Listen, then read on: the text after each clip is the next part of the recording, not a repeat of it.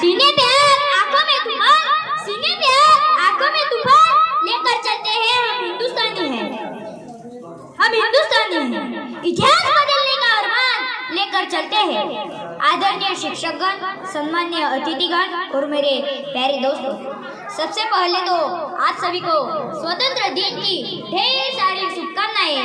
मैं भूदेव योगेश जिंगरे, मैं 5वीं कक्षा में पढ़ता हूँ। आज सबसे पहले उन स्वतंत्रता सेनानियों को नमन करता हूँ जिन्होंने इस देश को आजाद करने के लिए अपना सब कुछ दांव पर लगा दिया था।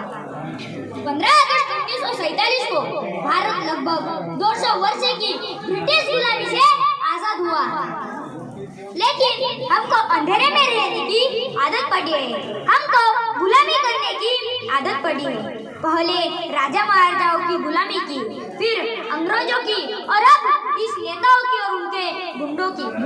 धर्म के नाम पर बहकाते हैं, धर्म के नाम पर बहकाते हैं और सुनकर हम एक में के गले काट रहे हैं। अभी आपने देखा ही है, दिल्ली के जंतर मंतर इतिहास में पहली बार लिखा जाएगा, लाला ये पूरी जनरेशन की फ्यूचर के लिए दलित धरने पे बैठा था, मुसलमान खाना खिला रहा था, सरदार पानी पिला रहा था, मुसलमान खाना खिला रहा था, सरदार पानी पिला रहा था।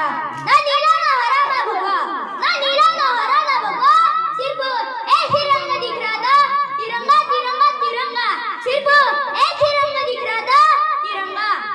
जिस देश में स्कूलों की छतों से पानी टपकता हो और मंदिर मस्जिदों में सोना चांदी चढ़ा हो, उसी देश में 1 लाख रुपए की तनख्वाह पाने वाला सरकारी कर्मचारी 300 रुपए कमाने वाले मजदूर से रिश्वत लेना,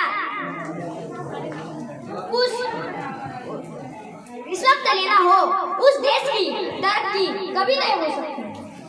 दान पेटी की जरूरत मंदिर में नहीं, स्कूल और अस्पताल में ही होनी चाहिए।